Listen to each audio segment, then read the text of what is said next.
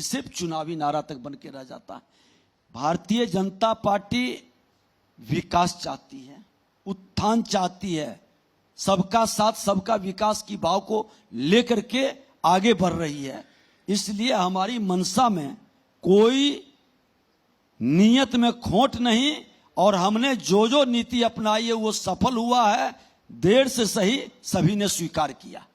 मैं आपसे एक बात समझना चाहता हूं, हाल ही में प्रधानमंत्री जी ने एक रोड शो किया यहाँ पर ऑपरेशन सिंदूर के बाद। हमने 1999 के कारगिल वॉर के बाद देखा, राष्ट्रभक्ति या देशभक्ति या राष्ट्रवाद बिहार चुनाव के लिए एक बहुत बड़ा मुद्दा होता है, और हमेशा बीजेपी के लिए इसने एक पॉजिटिव उसका काम किया है। क्या आपको लगता है कि पाकिस्तान के साथ भारत ने जो किया है हाल ही के दिनों में, बिहार चुनाव में इसकी गूंज सुनाई देगी? देखिए, चुनाव लोकतंत्र की खूबसूरती है,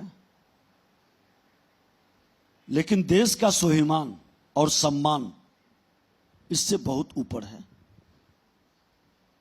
और वो सिंदूर, ऑपरेशन सिंदूर एक मिशन नहीं था, ये हमारी भावनाओं का, हमारी शक्ति का सम्मान था। सिंदूर की महत्व और ताकत पाकिस्तान जैसे देश नहीं समझ सकते। जिस सिंदूर पर उसने उंगली उठाया था और चुनौती दी थी, वो सिंदूर का आभास प्रधानमंत्री ने इसी बिहार की धरती से घोषणा मधुबनी से किए थे कि सिंदूर का अपमान करने वाले को मिट्टी में मिला देंगे, और इसी धरती की मिट्टी से वो सिंदूर का सम्मान आम लोगों को अभिनंदन करके उन्होंने किया। हर भारतीय का मनोबल बढ़ा है, और खास करके हमारी मां बहनें, बेटी का स्वाभिमान का, सम्मान का, हर पुरुष समाज को, जिसका हमारा सनातन संस्कृति में भी एक बड़ी जिम्मेवारी दी जाती है कि ये तुम्हारा कर्तव्य है, कर्तव्य बोध को आभास कराया।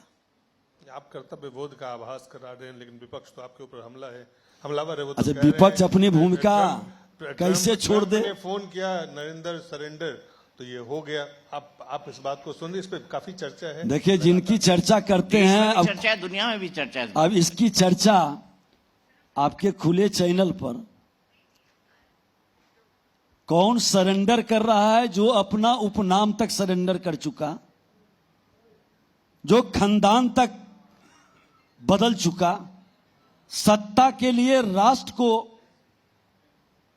साथ समझौता कई बार कर चुका।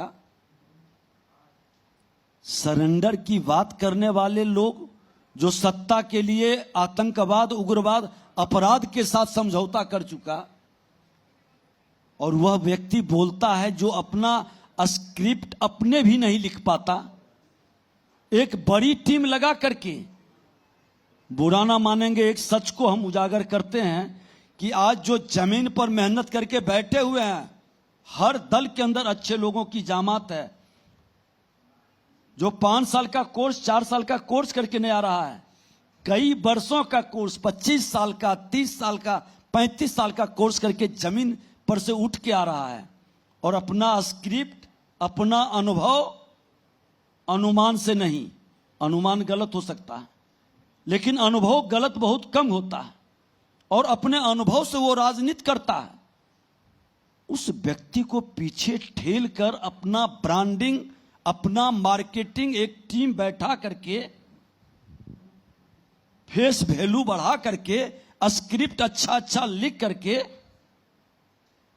ये धनपशु गरीबों के पैसा को लूट करके, जिसके वंश और परिवार जमींदारीवाद की मानसिकता पोषित कर रहा है, वो आदमी के हर शब्द और भाषा पर हम लोग डिबेट करें और चर्चा करें, तो कहीं न कहीं हम उसके एजेंडा में फंस रहे हैं।